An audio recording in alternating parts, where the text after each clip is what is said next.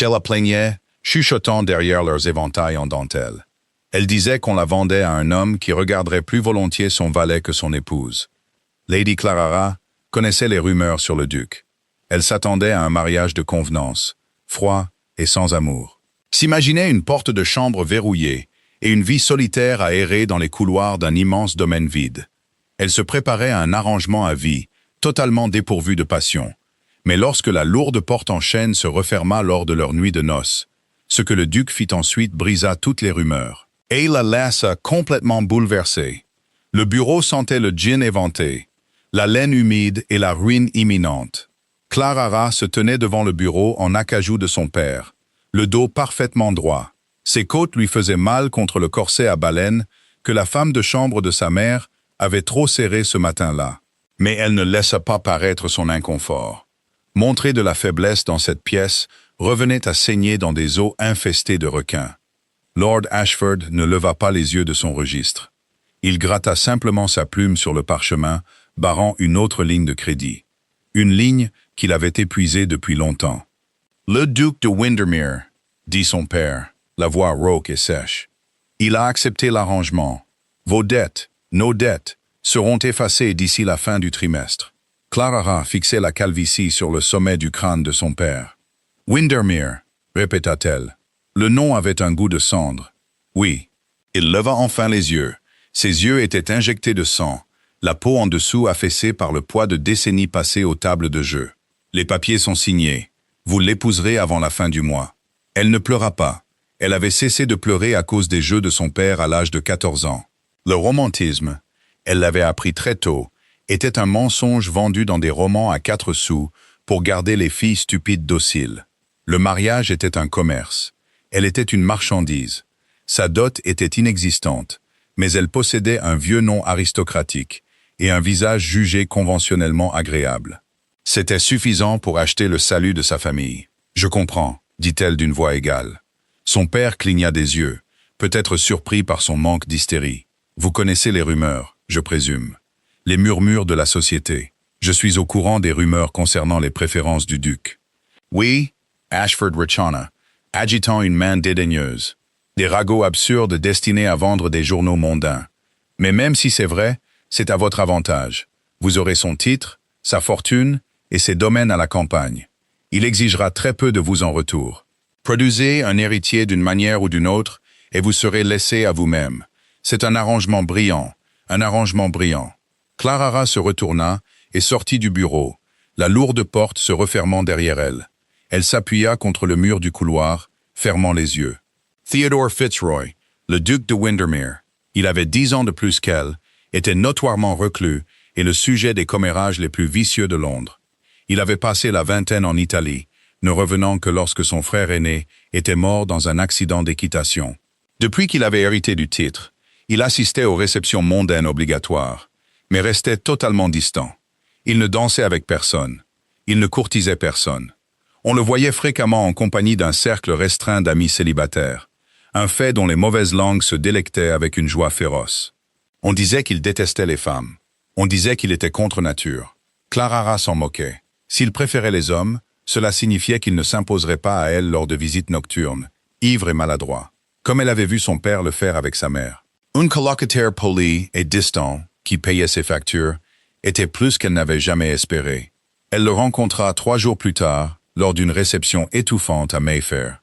La pièce était un mélange suffocant de soie, de sueur et de parfums floraux écrasants. Clara se tenait près d'une fougère en pot, sirotant une limonade tiède, en attendant. « Il arrive !» siffla sa mère, lui serrant le coude assez fort pour lui faire un bleu. « Souris, pour l'amour de Dieu. Aie l'air agréable. » Clara afficha un sourire plat et étudié. Elle le regarda s'approcher à travers la foule. Theodore Fitzroy ne ressemblait pas à l'esthète flamboyant et délicat que les journaux à scandale décrivaient. Il était grand, ses épaules larges sous un manteau de laine bleu marine sévèrement coupé. Il ne portait aucun bijou ostentatoire, aucun pli de cravate complexe. Son visage était acéré, anguleux et profondément fatigué. Ses cheveux sombres étaient brossés en arrière, parsemés de fils d'argent précoces aux tempes. Il s'arrêta devant elle. Il s'inclina parfaitement. « Lady Ashford, Lady Clara. » Sa voix était un baryton grave, un peu rauque, comme s'il ne l'utilisait pas souvent. « Votre grâce, dit Claraha, en faisant une révérence impeccable. Aimeriez-vous faire une promenade? Demanda-t-il, sans regarder sa mère, se concentrant entièrement sur Claraha. Ses yeux étaient d'un gris pâle surprenant. Froid, pensa-t-elle, comme la glace en hiver. J'en serais ravi. Elle posa sa main gantée sur son avant-bras. Sous la laine fine, son bras était solide, tendu. Ils s'éloignèrent des regards insistants de sa mère et des murmures étouffés de la foule environnante. La mère d'aristocrate qui s'écartait les observait avec une fascination non dissimulée. La fille du lord ruiné et le duc sodomite. Quel couple! Ils atteignirent le bord de la terrasse. L'air frais de la nuit frappa le visage de Clarara. Un soulagement bienvenu. « Je déteste ces choses », dit soudain Théodore. Il ne la regardait pas. Il fixait le jardin sombre. « Le sentiment est mutuel, votre grâce », répondit Clarara. Il le regarda, un léger pli apparaissant entre ses sourcils. « Vous n'avez pas besoin de me flatter, Lady Clarara. Je suis bien conscient de la nature de notre arrangement. Votre père a été entièrement transparent concernant les contraintes financières de votre famille. Et qu'en est-il de vos contraintes, votre grâce ?» demanda Clarara. Elle était fatiguée. Elle n'avait aucune énergie pour les jeux de société. « Pourquoi m'épouser? Il y a sûrement des familles plus riches et plus influentes, prêtes à fermer les yeux sur les ragots en échange d'une couronne ducale. » Il se tourna complètement vers elle. Les yeux gris pâles étudièrent son visage, avec une étrange intensité clinique. « Vous ne parlez pas beaucoup. Vous ne vous emportez pas. Et quand vous me regardez, vous ne me regardez ni avec peur, ni avec dégoût. Vous me regardez avec une indifférence absolue. » Clarara soutint son regard. « Est-ce ce que vous voulez? L'indifférence?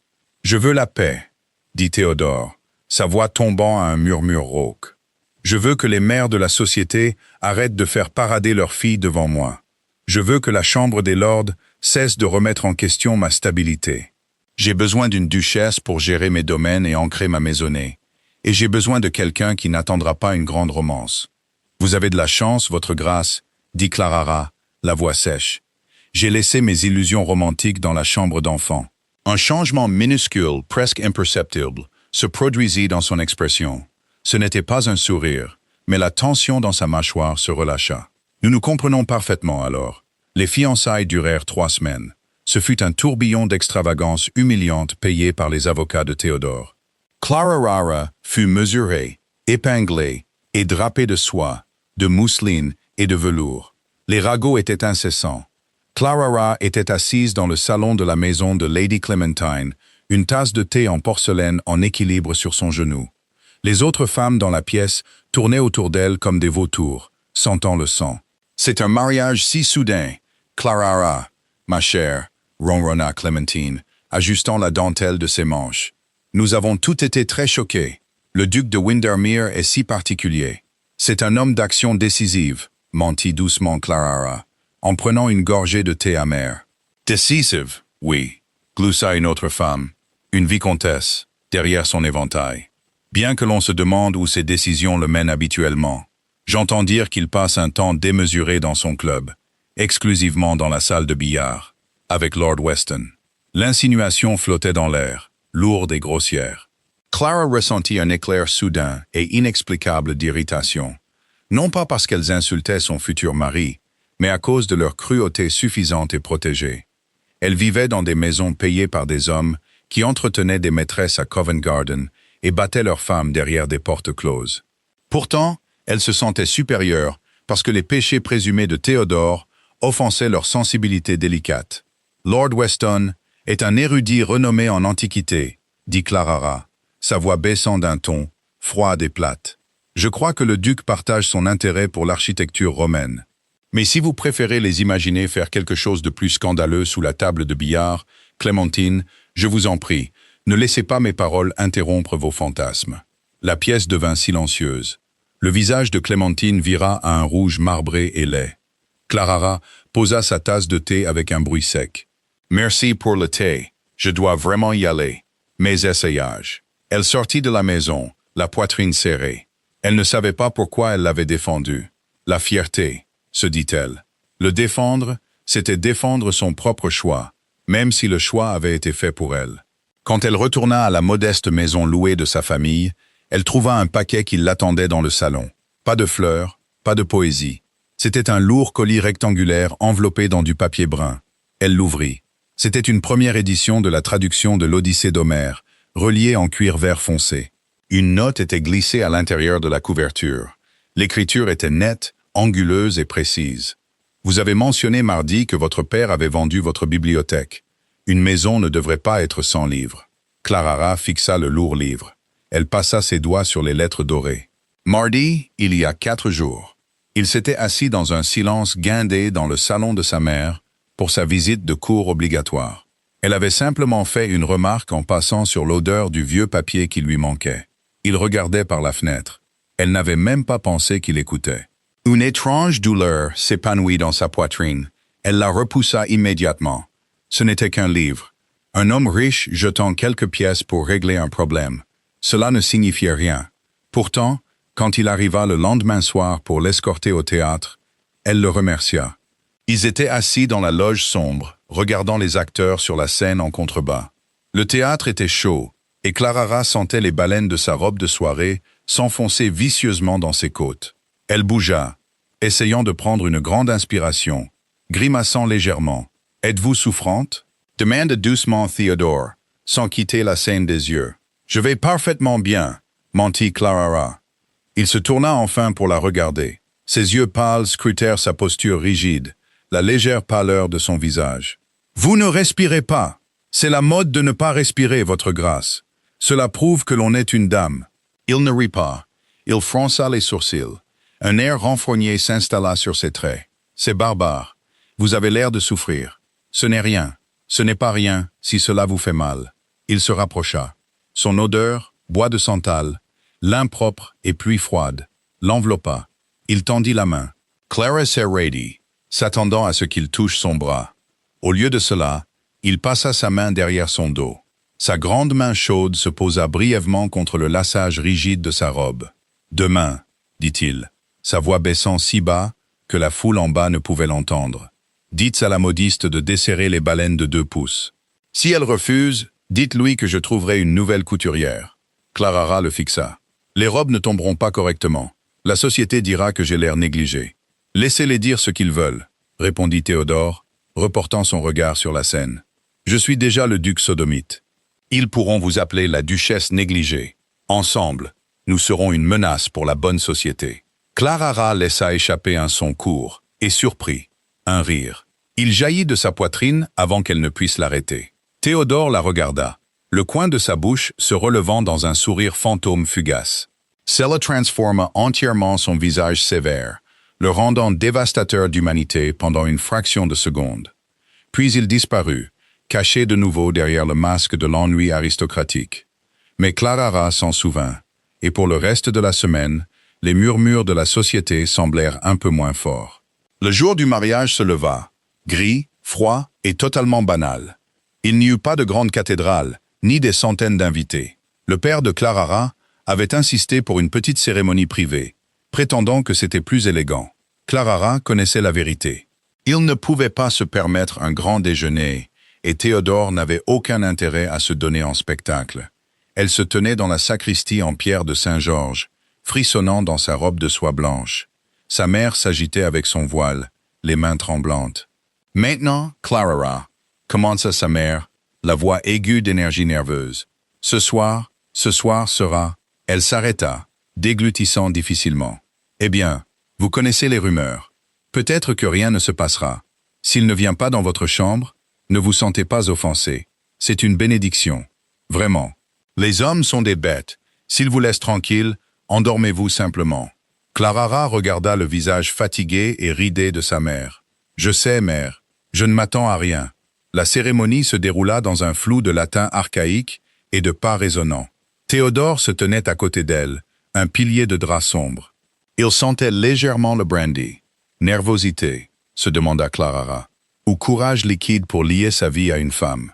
Quand il prit sa main pour glisser la lourde alliance en or à son doigt, sa peau était glacée. Sa poigne était ferme, mais il ne croisa pas son regard. « Moi, Théodore, je te prends. » Clarara.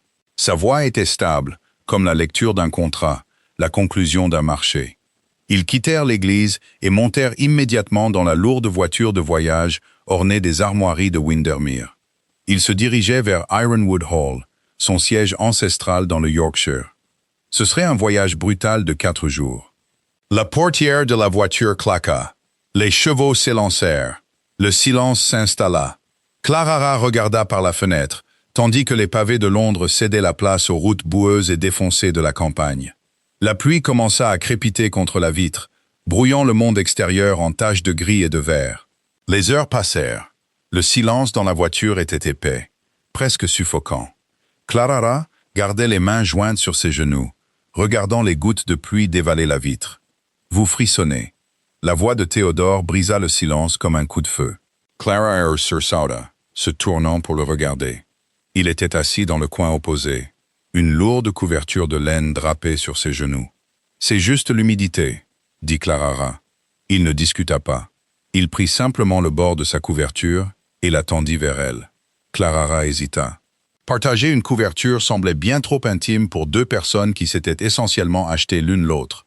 Mais le froid s'infiltrait dans ses os. Elle glissa sur la banquette en cuir, gardant une 30aine de centimètres entre eux, et passa la lourde laine sur ses jambes. « Merci », murmura-t-elle. « Ironwood est plein de courants d'air », dit Théodore, fixant la poignée en laiton de la portière. « Il a été construit pour la défense, pas pour le confort. Les murs sont épais. Les feux ne semblent jamais chauffer complètement les pièces. Vous aurez besoin de vêtements plus chauds que ces soies de Londres. Je suis adaptable, votre grâce. » Théodore, corrigea-t-il doucement, si nous devons vivre dans la même maison pour le reste de nos vies, vous devriez probablement m'appeler par mon prénom. Théodore. Elle testa le nom. Il semblait lourd sur sa langue. Alors vous devez m'appeler Clarara. Il hocha la tête une fois. Il ferma les yeux, appuyant sa tête contre les coussins. Le domaine est isolé, Clarara. Il n'y a pas de voisins sur 10 miles. Les domestiques sont silencieux. C'est un endroit solitaire. J'ai l'habitude d'être seul, dit Clarara. Il ouvrit un œil, la regardant dans la faible lumière de la voiture. Être seul dans une pièce bondée à Londres est différent d'être seul dans une forteresse de pierre au milieu des Landes. Je ne vous garderai pas prisonnière. Si vous souhaitez retourner en ville pour la saison, vous le pouvez. Je financerai cela. Clarara baissa les yeux sur ses mains. Il lui offrait une échappatoire, un moyen de sortir de sa vie. C'était une chose généreuse et décente à faire. Alors pourquoi cela lui serrait-il la poitrine? Je n'ai aucun désir de retourner à Londres, dit-elle sincèrement. J'en ai tout à fait fini avec la société. Théodore laissa échapper un long et lent soupir. Bien, parce que la société est une maladie. Ils ne parlèrent plus de toute la journée. Ils arrivèrent à Ironwood Hall 3 jours plus tard, juste au moment où le soleil se couchait derrière les pics déchiquetés des Landes. La maison était monstrueuse, une pierre sombre et menaçante s'élevant de la terre comme une falaise naturelle. De hautes fenêtres étroites regardaient le paysage désolé, comme des yeux vides. C'était intimidant, c'était terrifiant. Clarara pensa que c'était la plus belle chose qu'elle ait jamais vue. Le personnel était aligné dans l'immense hall d'entrée. Ils étaient exactement comme Théodore les avait décrits, silencieux, plus âgés et farouchement loyaux. Ils regardèrent Clarara, non pas avec le dédain auquel elle s'attendait, mais avec une curiosité prudente et pleine d'espoir. « Montrez à la duchesse ses appartements », ordonna Théodore à une gouvernante au visage sévère nommée Madame Gable. « Faites-lui couler un bain chaud. » Elle est épuisée. Il ne regarda pas Clarara. « Je serai dans mon bureau. Bonne nuit, Clarara. »« Bonne nuit, Théodore. » Clarara suivit la gouvernante dans le grand escalier majestueux. Ses appartements étaient vastes, décorés de riches tons bordeaux et de chênes lourds. Un feu crépitait déjà dans l'âtre, chassant le plus gros du froid. Une femme de chambre délaqua sa robe de voyage, libérant enfin les côtes de Clarara. Elle se baigna dans de l'eau chaude parfumée à la lavande, l'esprit totalement vide. L'épuisement du voyage et le changement monumental dans sa vie la rattrapaient enfin. Elle enfila une simple chemise de nuit en coton blanc. Elle était pratique, à col haut et totalement dépourvue de séduction. Cela n'avait pas d'importance. Sa mère l'avait dit.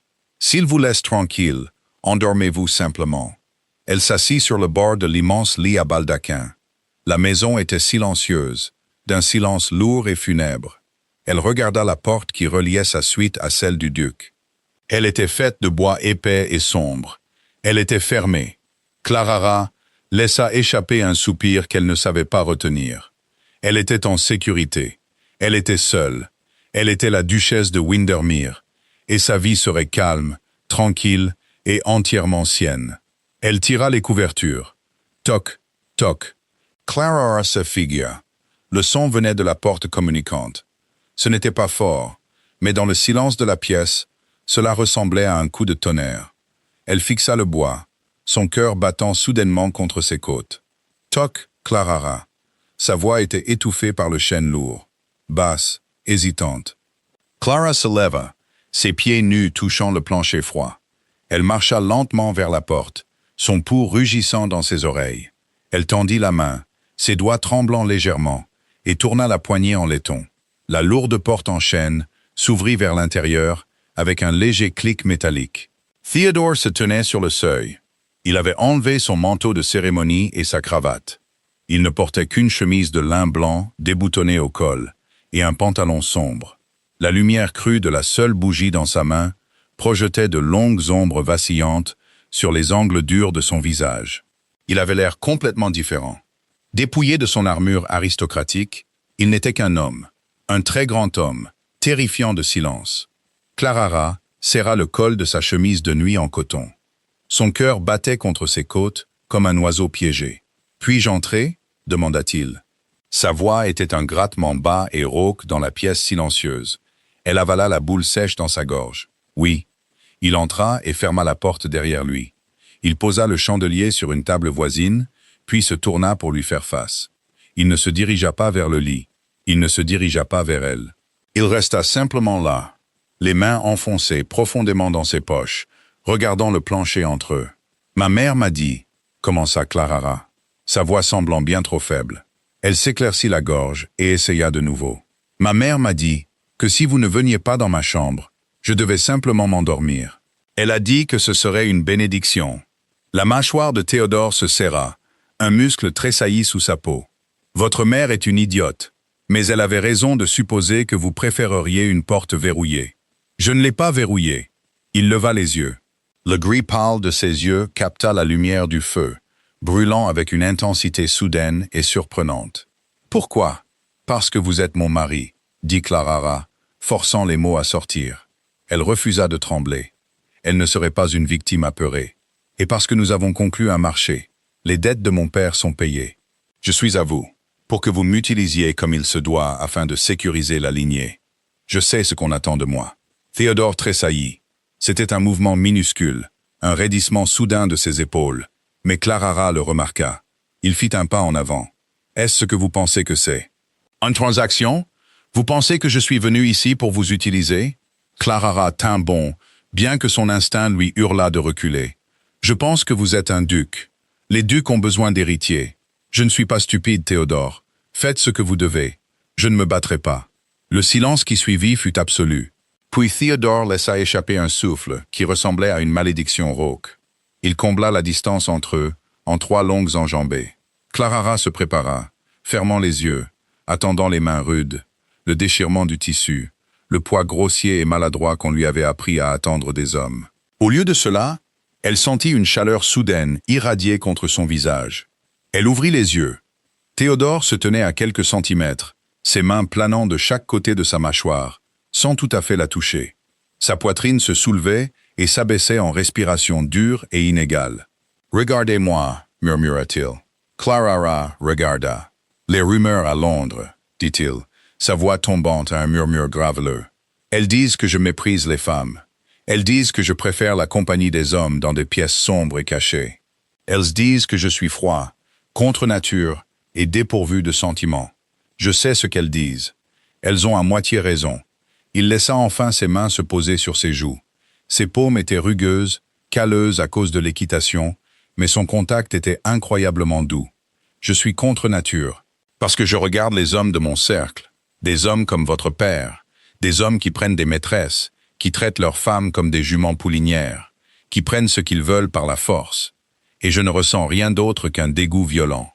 J'ai laissé les rumeurs se propager, avoua Théodore, ses pouces traçant légèrement la ligne de sa mâchoire. C'était le moyen le plus simple d'éloigner les vautours de la société. S'ils pensaient que j'étais un sodomite, les mères entremetteuses arrêtaient de jeter leurs filles sur mon chemin. Cela m'a donné la paix. Cela a gardé le monde à distance. Mais c'était un mensonge. Il se rapprocha, son corps irradiant de la chaleur à travers le fin coton de sa robe de chambre. Je ne méprise pas les femmes, Clarara. Je méprisais les femmes qu'ils essayaient de me vendre. Je méprise les sourires mielleux, la fausseté, la cupidité. Il se pencha, son front reposant légèrement contre le sien. Et puis je vous ai vu, debout dans ce coin, regardant toute la pièce comme si vous vouliez la réduire en cendres. Les lèvres de Clarara s'entr'ouvrirent. Un petit hoquet s'en échappa. « Je ne vais pas vous utiliser », murmura Théodore, ses lèvres effleurant les siennes à chaque mot. « Je ne vais pas grimper sur vous dans le noir, prendre ce que je veux, et vous laisser pleurer dans votre oreiller. Si je vous touche, c'est parce que vous me le demandez. Si je reste dans cette pièce, c'est parce que vous me voulez ici. Si vous me dites de repasser cette porte, je partirai et je ne franchirai plus jamais ce seuil. » Il recula juste assez pour la regarder dans les yeux. La froideur avait complètement disparu de son regard. Elle était remplacée par quelque chose de brut, d'affamé et de dangereusement vulnérable. « Le choix vous appartient, Clarahara. Dites-moi de partir. » Clarahara le fixa. L'homme que la société appelait un monstre. L'homme qui l'avait acheté. Il lui offrait la seule chose qui lui avait été refusée toute sa vie.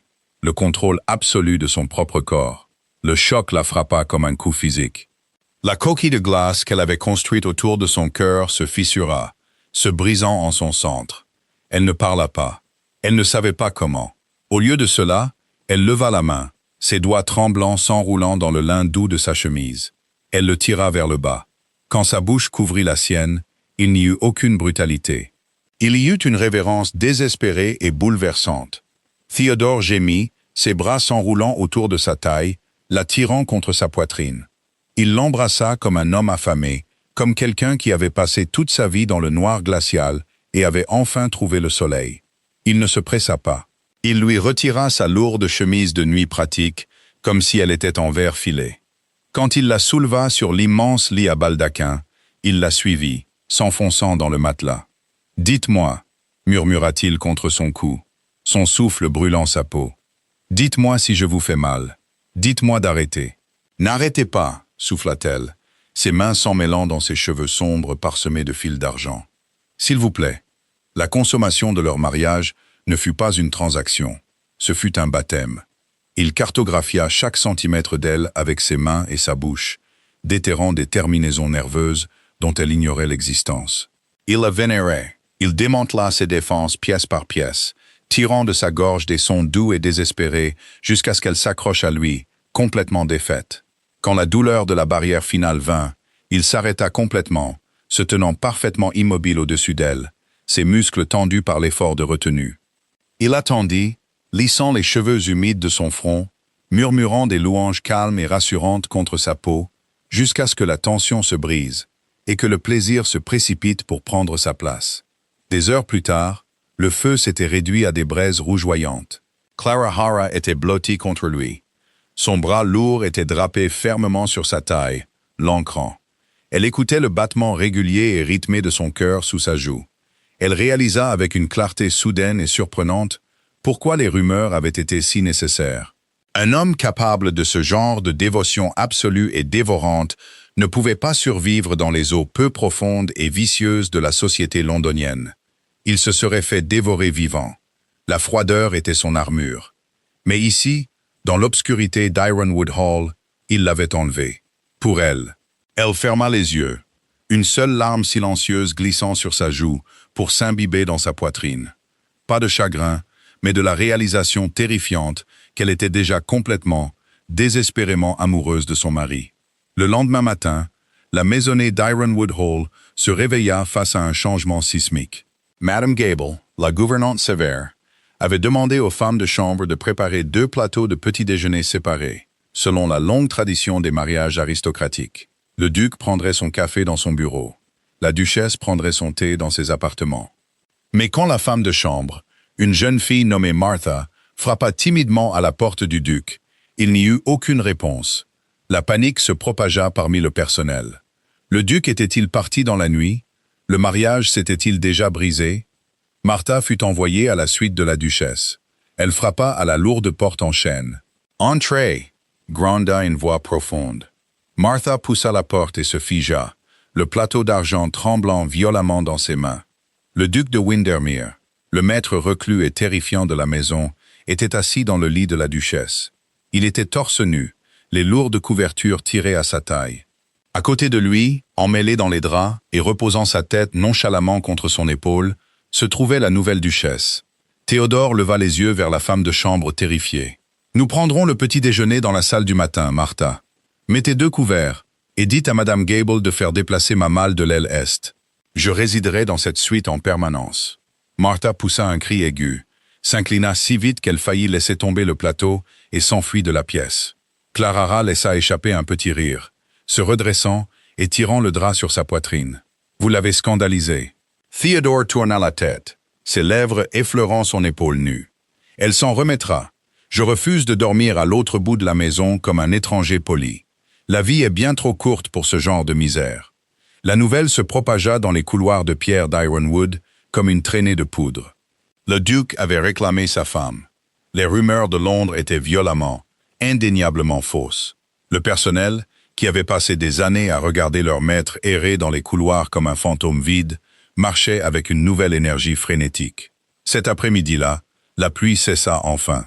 Le ciel au-dessus des landes du Yorkshire s'ouvrit sur un bleu brillant et perçant, bien que l'air restât brutalement vif.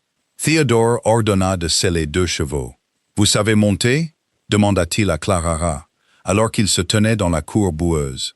Elle portait une lourde tenue d'équitation en laine vert foncé, un contraste saisissant avec la soie fragile qu'elle avait portée à Londres. « Mon père a vendu mon cheval quand j'avais 16 ans pour couvrir une dette de jeu, » dit Clara d'une voix égale, en enfilant ses gants de cuir. « Mais je n'ai pas oublié comment faire. » La mâchoire de Théodore se serra à la mention de son père. Mais il ne dit rien. Il s'avança simplement, lui saisit la taille de ses grandes mains et la souleva sur la selle d'Amazone d'une jument grise calme, avec une force sans effort. Ils sortirent par les portes de fer, laissant les ombres de l'immense maison derrière eux. Les Landes étaient une révélation. Pour les aristocrates protégés de Londres, le Nord était une terre désolée. Mais Clara ne voyait qu'une beauté sauvage et violente. Les collines ondulantes étaient tapissées de bruyères et d'ajoncs cassants. Le vent hurlait depuis la mer lointaine, transportant l'odeur âcre du sel et de la tourbe écrasée. Théodore chevauchait légèrement en avant sur un énorme hongre noir. Il observait la terre avec l'œil vif et possessif d'un faucon. Ici, il n'avait pas l'air fatigué ou froid. Il avait l'air d'être à sa place. Il appartenait à la terre rude et à la pierre grise. Ils atteignirent la crête d'une haute colline. En contrebas, un petit village était niché dans la vallée, la fumée s'échappant paresseusement des cheminées en pierre. Théodore arrêta son cheval. Clara amena sa jument à côté de lui. « Des tenanciers, dit-il en désignant la vallée. 200 familles, principalement des éleveurs de moutons, quelques tisserands. Ils comptent sur vous, nota Clara, regardant une minuscule silhouette mener un troupeau de points blancs à travers un champ lointain. Oui. Théodore garda son regard fixé sur la vallée. Mon frère William devait hériter de tout cela. C'était le garçon en or, grégaire, charmant. Il aimait Londres, il aimait la politique et les fêtes. J'étais le cadet. J'étais parfaitement content de passer ma vie dans une bibliothèque à Rome à étudier des langues mortes. C'était la première fois qu'il parlait de son frère. Clara resta parfaitement immobile, laissant le vent fouetter des mèches de cheveux sur son visage, ne voulant pas briser le charme fragile. William s'est brisé le cou en prenant une clôture lors d'une chasse au renard. Ivre, dit Théodore, les mots places et dépourvus d'émotion. Soudain, le titre était à moi, les responsabilités, les dettes qu'il avait cachées, les tenanciers qui mouraient de faim parce qu'il avait dilapidé les revenus du domaine en chevaux de course. Il se tourna pour la regarder. Le vent déchirait ses cheveux sombres. Quand je suis retourné à Londres, il s'attendait à ce que je sois William, que j'organise des bals, que je souris, que je joue à leur jeu. Je ne pouvais pas le faire. Je les détestais de danser, pendant que mes gens ici luttaient pour se payer du charbon pour l'hiver. Alors j'ai arrêté de leur parler. J'ai passé mon temps avec Weston et quelques autres universitaires. La haute société a fait ce qu'elle fait de mieux. Elle a inventé une histoire pour expliquer ce qu'elle ne pouvait pas comprendre. Les rumeurs, dit doucement Clarara. Je les ai laissés penser que j'étais un déviant, parce qu'un déviant est ignoré. Un homme en deuil et en colère est géré. J'ai refusé d'être géré. Il tendit la main, sa main gantée couvrant la sienne, là où elle reposait sur le pommeau de sa selle. Je me suis caché derrière les ragots, Clarara. C'était de la lâcheté. C'était de la survie, corrigea-t-elle férocement. Elle retourna sa main, entrelaçant ses doigts avec les siens. Ce sont des parasites. Vous les avez privés du drame dont ils avaient soif. Ce n'est pas de la lâcheté, c'est de la stratégie. Théodore la fixa lentement. La tension rigide dans ses épaules fondit. Le sourire fantôme qu'elle avait vu au théâtre revint. Mais cette fois, il atteignit ses yeux. C'était une chose belle et dévastatrice. Vous, murmura-t-il, sa voix portée par le vent, êtes exactement la duchesse dont j'avais besoin. Un mois passa. Le rythme d'Ironwood Hall s'installa dans un battement de cœur profond et régulier. Clara assuma son rôle avec une détermination féroce. Elle prit en main les registres du domaine, passant des heures dans le bureau de Théodore, tandis qu'il travaillait en face d'elle. Elle découvrit que le jeu impitoyable de son père lui avait involontairement beaucoup appris sur la comptabilité et la dissimulation de fonds. Elle appliqua cette logique impitoyable au domaine, trouvant des fuites, rationalisant les chaînes d'approvisionnement pour les fermiers et finançant la réparation de 3 cottages effondrés avant les premières neiges. Théodore la regardait travailler avec une fierté silencieuse et brûlante. Il la quittait rarement. Le duc maussade et solitaire avait disparu, remplacé par un homme qui touchait la taille de sa femme chaque fois qu'il passait près de sa chaise, qui embrassait les taches d'encre sur ses doigts, qui lui lisait de la poésie au lit, pendant que les tempêtes battaient les murs de pierre à l'extérieur. Leur nuit était une exploration dévorante et désespérée l'un de l'autre. Clarara découvrit en elle une passion ardente et exigeante qu'elle n'avait jamais connue. Théodore la suivait à chaque instant, vénérant son corps avec la même concentration intense et singulière qu'il appliquait à son domaine. Ils étaient heureux. C'était une chose terrifiante et fragile. Le monde extérieur fit irruption un mardi maussade de novembre. Le courrier arriva de Londres, un sac en cuir porté par un cavalier épuisé. Clarara était assise dans le salon, un registre sur ses genoux, quand Madame Gable apporta le plateau d'argent rempli de correspondances. « Merci, Madame Gable », dit Clarara, posant sa plume. La plupart des lettres étaient des factures, des plans d'architecte des collègues de Théodore et des affaires de domaine. Mais au milieu se trouvait une épaisse enveloppe en parchemin, portant l'écriture large et reconnaissable de la mère de Clarara. L'estomac de Clarara se noua. Elle n'avait pas parlé à ses parents depuis le jour du mariage. Son père avait son argent. Il n'avait plus besoin d'elle. Elle coupa le seau de cire avec un coupe-papier en argent. « Clarara, la saison a commencé, et les murmures sont insupportables. C'est tout ce dont Clémentine peut parler. Nous pensions que votre isolement dans le Nord était un exil temporaire, mais votre absence prolongée confirme le pire des ragots de la société. Ils disent qu'il vous a enfermé pour cacher ses indiscrétions continues. Lord Weston a été vu achetant un billet pour la diligence du Nord il y a 2 jours. S'il étale ses perversions sous votre toit, vous devez retourner à Londres immédiatement. Ne soyez pas une martyre. Les dettes de votre père sont payées. Vous ne devez plus rien à cette bête. Jouez la femme bafouée. La société vous accueillera de nouveau, à condition que vous l'abandonniez à sa misère. Brûlez ceci après lecture. Votre mère. Clarara fixa l'encre. Les mots semblaient se tordre sur la page comme des serpents venimeux. L'audace pure, la cruauté absolument suffocante du monde qu'ils avaient laissé derrière eux. Ils ne pouvaient pas supporter l'idée que le duc de Windermere ait trouvé la paix. Ils avaient besoin qu'il soit un monstre pour se sentir vertueux dans leur fausse vie scintillante. La porte du salon s'ouvrit. Théodore entra, secouant la pluie de son lourd manteau. Il portait un plan d'architecte enroulé sous un bras. Il s'arrêta en voyant son visage. Le comportement détendu et facile disparut instantanément, remplacé par l'immobilité létale d'un prédateur. « Qu'est-ce que c'est » demanda-t-il, sa voix tombant à un registre bas et dangereux. Clara leva les yeux. Elle regarda son mari, l'homme qui avait passé le dernier mois à éplucher son armure, qui embrassait sa colonne vertébrale dans le noir, qui se souciait plus des éleveurs de moutons frigorifiés que de l'opinion du prince régent lui-même. Elle regarda la cheminée. Les flammes crépitaient vivement derrière la grille en fer. Clarara se leva. Elle se dirigea vers l'âtre, tenant la lettre par le coin. Elle ne la froissa pas.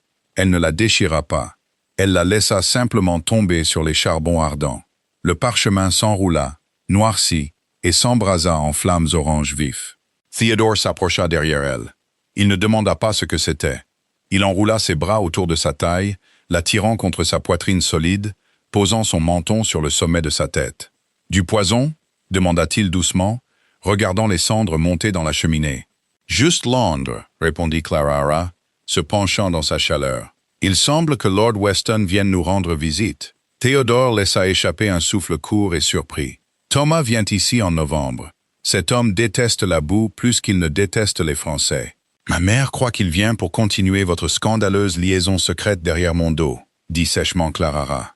Théodore s'étouffa de rire, enfouissant son visage dans son cou. Que Dieu nous aide.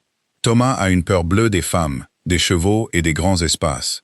Vous devrez le divertir, Clara. Je me cache dans les écuries. Clara se tourna dans ses bras. Elle leva les yeux vers ses yeux gris pâles.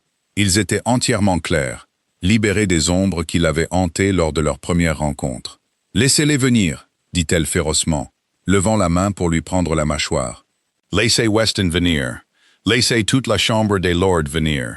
S'ils veulent chercher un monstre dans cette maison, je leur en montrerai un, avec plaisir. » L'expression de Théodore changea.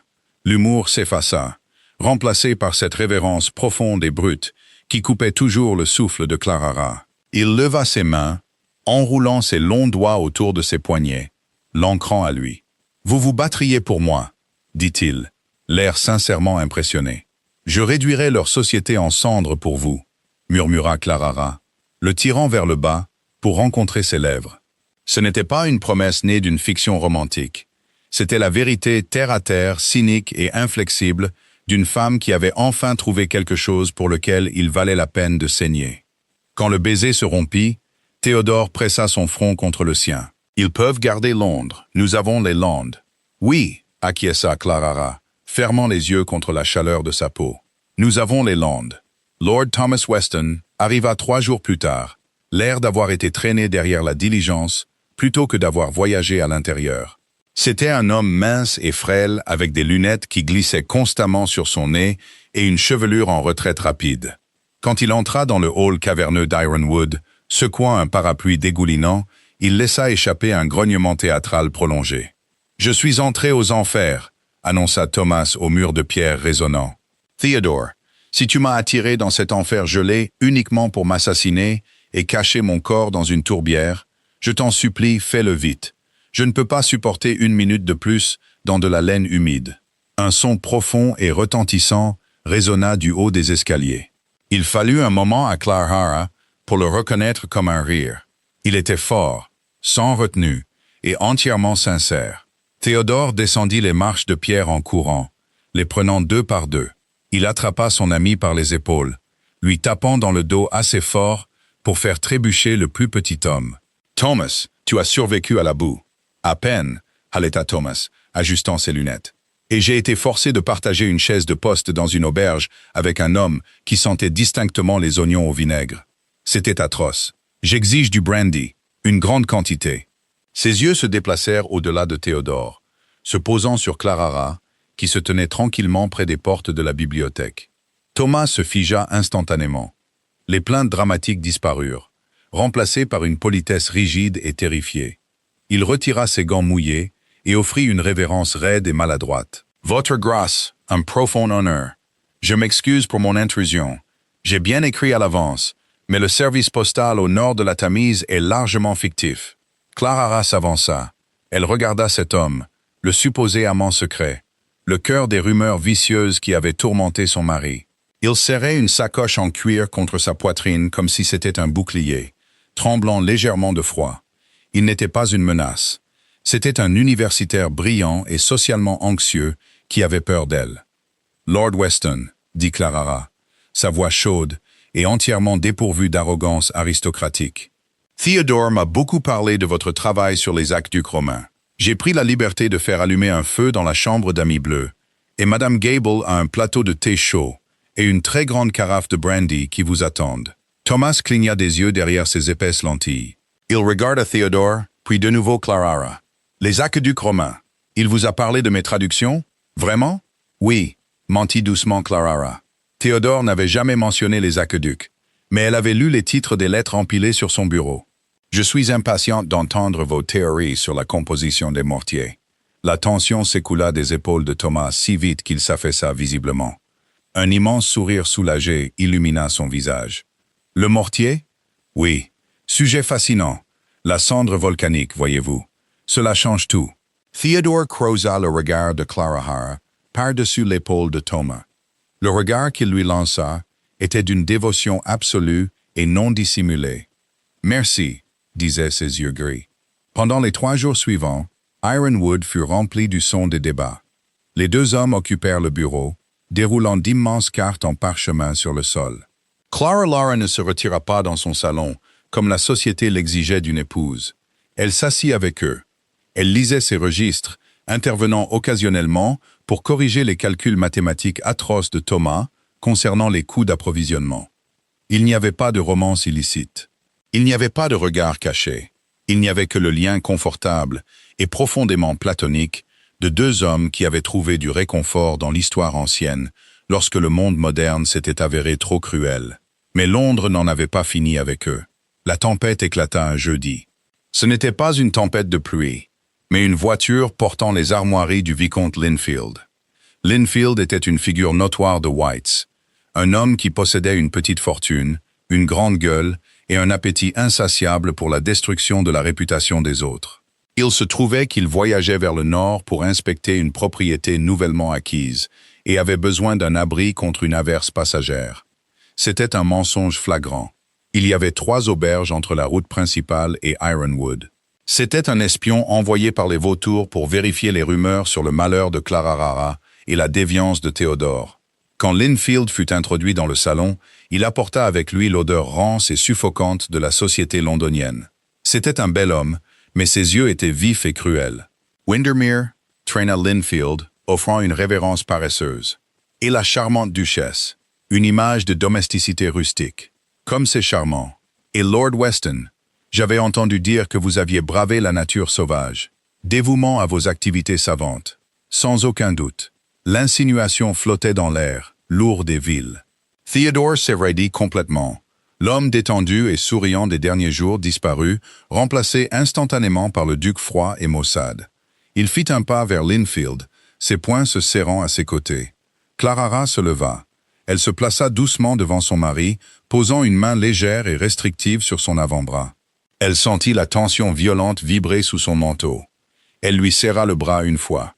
Un ordre silencieux. « Laissez-moi faire. »« Vicomte Linfield, » dit Clarara, sa voix tombant dans le registre plat et glacial qu'elle utilisait pour les tenanciers indisciplinés et les mauvaises dettes. « Quelle chance que vous nous ayez trouvés.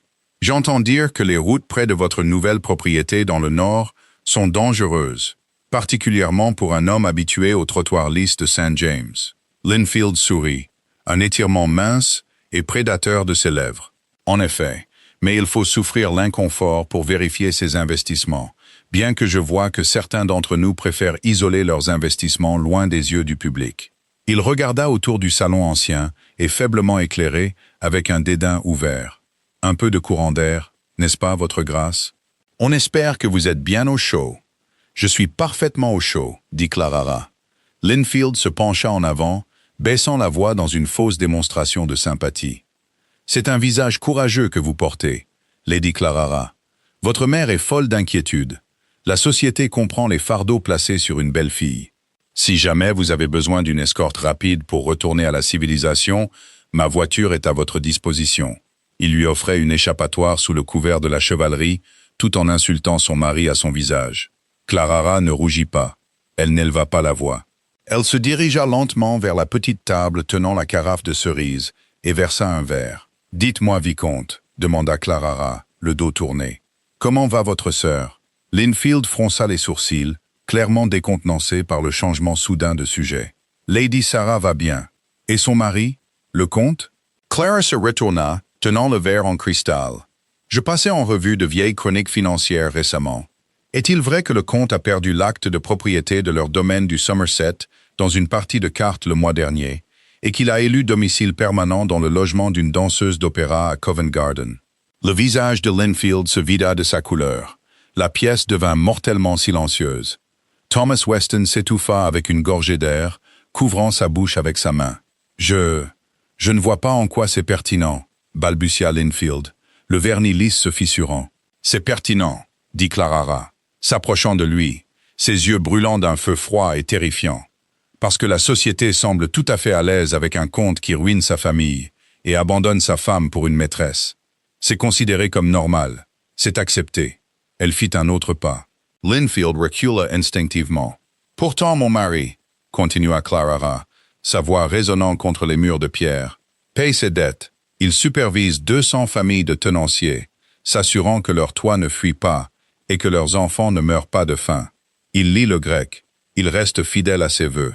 Mais parce qu'il ne souhaite pas boire du Porto et échanger des histoires grossières avec des hommes comme vous, il est qualifié de monstre. Duchesse, je vous assure, je ne voulais pas. Je sais exactement ce que vous vouliez. Linfield, l'interrompit Clarara, le fauchant avec une précision impitoyable. Vous êtes venu ici en quête d'une épouse tragique à plaindre, et d'un scandale pour nourrir vos amis qui s'ennuient. Vous ne trouverez ni l'un ni l'autre. Ce que vous trouverez, c'est une duchesse qui gère les comptes, un duc qui possède le sol sur lequel vous vous tenez, et une porte. Elle désigna la lourde sortie en chêne. Je vous suggère de l'utiliser avant que l'averse ne s'aggrave. Linfield la fixa. Il regarda Théodore, s'attendant à ce que le duc maîtrise sa femme. Théodore croisa simplement les bras sur sa poitrine, ses yeux gris pâles brillants d'une fierté dangereuse et absolue. Vous avez entendu la duchesse, Linfield. La porte. Linfield ouvrit la bouche, la referma et tourna les talons. Il s'enfuit pratiquement de la pièce. Quelques instants plus tard, le bruit sourd de la porte d'entrée résonna dans la maison, suivi du crissement frénétique des roues de la voiture sur l'allée de gravier. Le silence s'installa dans le salon. Thomas Weston abaissa lentement sa main de sa bouche. Il regarda Clarara avec une expression de respect profond, presque religieux. « Par Dieu, murmura Thomas. Elle est terrifiante. » Théodore laissa échapper un souffle lent et rauque. Il traversa la pièce, ignorant complètement Thomas.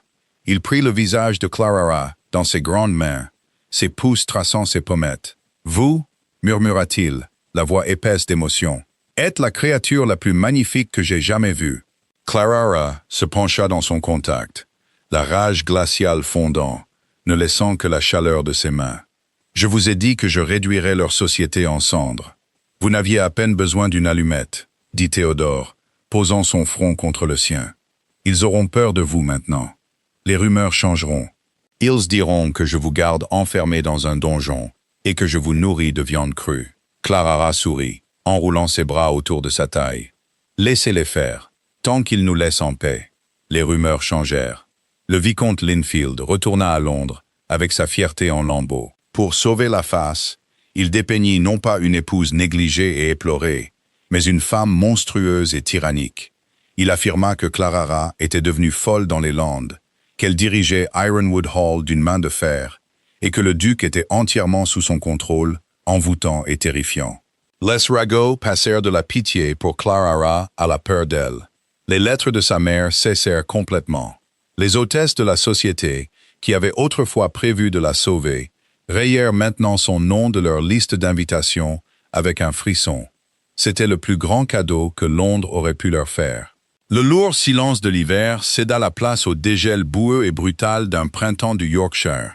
Les landes prirent une teinte verte vive et choquante, et l'air sentait la terre humide et la bruyère nouvelle. Clarara se tenait près de l'immense fenêtre du bureau de Théodore, regardant les collines ondulantes. Pressa sa main contre le bas de son dos, se cambrant légèrement pour soulager la douleur sourde qui s'était installée en permanence dans sa colonne vertébrale. Elle était enceinte de 6 mois. Il n'y avait aucune fragilité délicate et rayonnante à ce sujet. C'était épuisant. Ses chevilles enflaient. Elle avait passé tout le mois de février violemment malade chaque matin, et son ventre autrefois plat était maintenant un poids lourd et inconfortable qui faisait du sommeil une bataille stratégique. Pourtant, elle ne s'était jamais sentie aussi enracinée à la terre. Theodore entra dans le bureau, ses bottes laissant des traces de boue séchée sur le tapis persan. Il s'en moquait. Il se dirigea droit vers elle, ses yeux évaluant immédiatement sa posture. « Votre dos vous fait encore mal, déclara-t-il. Ce n'était pas une question. C'est simplement la gravité qui fait valoir ses droits, dit Clara en se tournant vers lui. Théodore fronça les sourcils. Il retira ses gants d'équitation et se plaça derrière elle. Ses grandes mains chaudes pressèrent fermement la base de sa colonne vertébrale, appliquant une pression constante et parfaite. Clara Farr laissa échapper un long soupir frissonnant, s'appuyant contre sa poitrine. « Mieux », murmura-t-il contre son oreille. « Beaucoup mieux. » Il garda ses mains là, soutenant son poids. Le nouveau toit du cottage Macao est terminé, et les brebis agnellent tôt. Ce sera un bon printemps. Madame Gable m'a informé que les comptes pour les terres du Sud sont parfaitement équilibrés, ajouta Clara en fermant les yeux. Nous avons un surplus ce trimestre, parce que vous négociez avec les marchands de grains comme un bandit de grand chemin, dit Théodore, l'amusement colorant sa voix profonde. Ils ont plus peur de vos registres que de mon tempérament. Bien. Ils restèrent dans un silence confortable, regardant les nuages de pluie s'accumuler sur les pics lointains. C'était leur mariage. Il n'était pas construit sur des sonnets ou de grandes déclarations de salles de bal. Il était construit sur des registres équilibrés, des cottages réparés, un silence partagé et les murs protecteurs féroces qu'ils avaient construits contre un monde qui ne les comprenait pas. « J'ai reçu une lettre de mon père aujourd'hui », dit doucement Clara, ses yeux restant fixés sur l'horizon. Les mains sur son dos s'immobilisèrent. La mâchoire de Théodore se serra contre ses cheveux. Il veut de l'argent. Il laisse entendre qu'il a subi une série de malchances tragiques aux tables de jeu, confirma Clara. Il m'a gentiment rappelé mon devoir filial. Je vais ordonner aux avocats de brûler toute correspondance ultérieure de sa part, dit Théodore, la voix dure. Il vous a vendu à moi pour sauver sa propre peau. Il a renoncé au droit de vous appeler sa fille au moment où il a signé ce contrat. J'ai déjà écrit ma réponse, dit Clara. Théodore bougea, la regardant. Qu'avez-vous dit? Clara se tourna dans ses bras, levant les yeux vers ses yeux gris pâles. J'ai joint une copie des dons de charité du domaine pour le trimestre, et je lui ai dit que s'il a besoin d'une aide financière, il est le bienvenu pour postuler à un poste de palefrenier à Ironwood, bien que je l'ai prévenu que les heures sont longues et que les chevaux ne tolèrent pas les imbéciles. Un lent sourire dévastateur se répandit sur le visage de Théodore. Il atteignit ses yeux, illuminant les angles durs de son visage d'une joie absolue. Il glissa ses mains pour enserrer son ventre arrondi, ses pouces reposant doucement sur le lin de sa robe. « Rappelle-moi de ne jamais te contrarier, duchesse, » murmura-t-il. « Veillez à ne pas le faire, » répondit-elle, posant ses mains sur les siennes. Soudain, un coup de pied net et distinct se fit sentir contre la paume de Théodore. Il se figea, le souffle coupé. Il baissa les yeux sur son ventre, puis les releva vers son visage, ses yeux écarquillés d'une vulnérabilité soudaine et surprenante. « Il est agité aujourd'hui, » dit doucement Clara, un sourire sincère touchant ses lèvres. « Ou elle ?» corrigea Théodore, la voix épaisse. Il tomba à genoux, là, sur le tapis coûteux. Il pressa son visage contre son ventre, ses grandes mains encadrant ses hanches avec un soin infini. Clara baissa les yeux sur son mari, l'homme que la société appelait un monstre froid et contre nature. Il était à genoux sur le sol, murmurant des promesses calmes et respectueuses à un enfant qui n'était pas encore né. Elle passa ses doigts dans ses cheveux sombres parsemés de fils d'argent, sentant sa force solide et inébranlable. Elle la plaignait. Clara se souvint des murmures dans les salons, des visages suffisants des femmes qui pensaient qu'on l'envoyait dans une tombe glaciale. Elle pensa à leur mariage vide, à leur mari, à leur maîtresse, au besoin désespéré et acharné d'être vus et approuvés par une société qui les rejetterait au moment où elle montrerait une faille. Elle l'avait plainte. Qu'elles gardent leur salle de bal scintillante et leur thé empoisonné. Elle avait les Landes, elle avait la forteresse de pierre, et elle avait la dévotion absolue et sans partage du duc de Windermere. Elle était exactement là où elle devait être. 5 ans plus tard, les lourdes portes en chêne d'Ironwood Hall étaient grandes ouvertes à la brise d'été. La maison n'était plus un tombeau silencieux. Elle résonnait du bruit de pieds qui courent. Un garçon de 4 ans, possédant les yeux vifs et sombres de sa mère et les cheveux argentés chaotiques de son père, traversa le hall d'entrée en courant, brandissant une épée en bois. Derrière lui trottait Thomas Weston, lourdement essoufflé, portant un bouclier en bois qui ressemblait étrangement à un couvercle volé à l'une des marmites de Madame Gable. « Halte, barbare !» haleta Thomas, ajustant ses lunettes. Rome ne tombe pas face à un bambin. Le garçon poussa un cri de rire, esquivant derrière une immense armure. Clarara observait depuis l'embrasure de la porte du bureau un registre posé sur sa hanche. Elle était vêtue simplement, les corsets complexes à baleine de sa jeunesse ayant été depuis longtemps abandonnés pour une mousseline confortable et pratique. Elle paraissait plus âgée, les traits de son visage affinés par la responsabilité, mais le cynisme las qui l'avait défini à Londres avait entièrement disparu. Théodore s'approcha derrière elle. Il sentait le crin de cheval et le pain frais. Il enroula ses bras autour de sa taille, la tirant contre lui, posant son menton sur son épaule. Ils regardèrent leur fils tendre une embuscade à un érudit en antiquité terrifié. « Thomas va encore le laisser gagner », murmura Théodore. « Bien sûr qu'il le fera », répondit Clarara. Thomas est entièrement subjugué. « Je crois que notre fils le surpasse maintenant dans la hiérarchie de la maisonnée. » Théodore gloussa, la vibration grondant profondément contre son dos. Il tourna la tête, déposant un long baiser sur la courbe de son cou. Ils se tenaient ensemble sur le seuil de la vie qu'ils avaient construite. C'était une vie forgée non pas dans les feux d'une romance dramatique et grandiose, mais dans le fer silencieux et inflexible du respect mutuel. Ils avaient pris le pire de ce que la société attendait d'eux. Une transaction cynique, une rumeur monstrueuse, un exil isolé, et ils en avaient bâti un empire. « Es-tu heureuse, Clarara ?» demanda doucement Théodore. C'était une question qu'il lui posait souvent, généralement dans les moments calmes de la soirée, comme s'il ne pouvait toujours pas tout à fait croire qu'elle était restée. Clarara tourna la tête, croisant son regard. Les yeux gris pâles étaient chauds, ancrés et entièrement siens. « Je suis la duchesse la plus terrifiante du Nord », dit Clarara, un sourire en coin jouant sur ses lèvres. « Les comptes sont équilibrés, les tenanciers prospèrent, et Londres a bien trop peur de nous envoyer des visiteurs. J'ai tout ce que je pourrais désirer. » Théodore sourit. Il la serra contre lui, enfouissant son visage dans ses cheveux. La lourde porte en chêne du bureau se referma derrière eux, les isolant du bruit du hall. Mais cette fois, ce n'était pas pour se cacher du monde. C'était simplement parce qu'ils n'en avaient pas besoin. Ils étaient déjà chez eux. Si le voyage de Clarara et Théodore, d'un arrangement cynique à un empire inébranlable, vous a captivé, veuillez appuyer sur le bouton j'aime et partager cette histoire avec un ami qui aime les romances profondes et axées sur les personnages. Les meilleures histoires défient les rumeurs et prouvent que les amours les plus silencieuses sont souvent les plus puissantes. N'oubliez pas de vous abonner à la chaîne pour plus de récits historiques immersifs, de dialogues percutants et de personnages qui refusent de jouer selon les règles de la société. Laissez un commentaire ci-dessous. Auriez-vous géré le vicomte Linfield comme Clarara l'a fait? Faites-le moi savoir, et je vous retrouverai dans la prochaine histoire.